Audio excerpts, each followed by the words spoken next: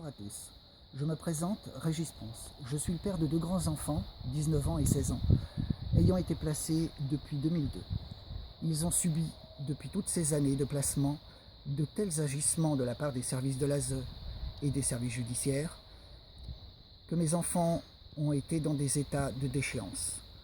L'intégralité de ces institutions m'ont fait porter le chapeau pendant près de 15 ans. Ne pouvant accepter une telle situation, j'ai décidé, en mon âme et conscience, de divulguer l'intégralité des preuves en ma possession.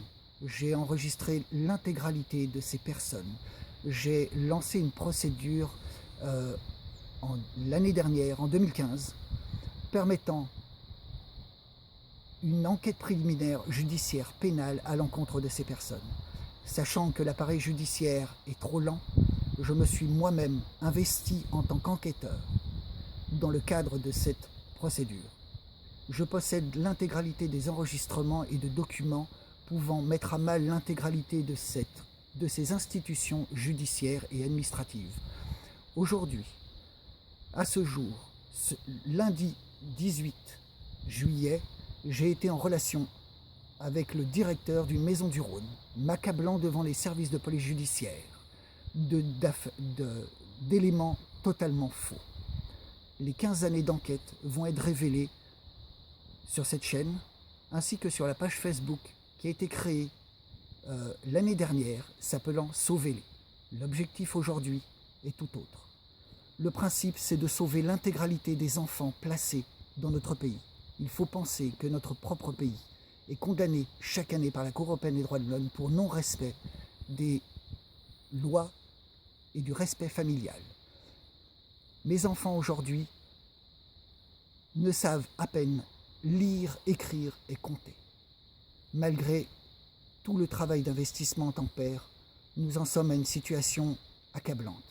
Nous ne pouvons en rester là. Je vous mets les liens sur la page de Sauvez-les sur YouTube afin que les premiers enregistrements les plus flagrants soient déposés. Les instances judiciaires, étant au courant de ce que je suis en train de faire, attendent justement la réaction de vous, messieurs, dames, dans le cadre de cette chaîne, afin que les instances judiciaires montrent à quel point ils sont capables de s'acharner sur une personne. Je pense à ce jour que dans les mois qui suivent, il est fort probable que je puisse être mis à mal moi-même au vu de mes révélations, mais je l'assumerai jusqu'au bout.